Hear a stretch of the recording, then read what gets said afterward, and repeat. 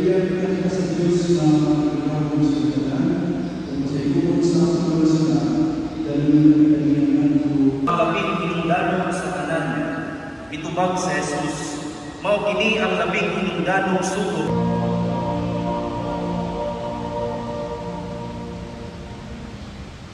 Pagpapagod na Ginoo.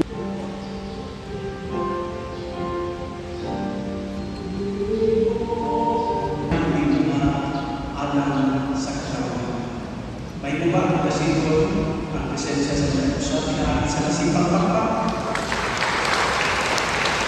Pagpapagod sa pagpapagod niya. Ibuwas sila kayo ng pangod na ginagaya sa pagtakot o paghatag ng gusto at pagkagay sa tawhan ng pinila. Ihatag ang iyong gusto na sa iliman. Ilagay-ilagay kung nakakaalam sa mga kabos o kubos o sa pagkaling mga ang mga kandidato ay itakot sa kabos usubay sa kasesak o gusto. Matitilaan sila ng service. Okay, ako isunod ang tungkol ni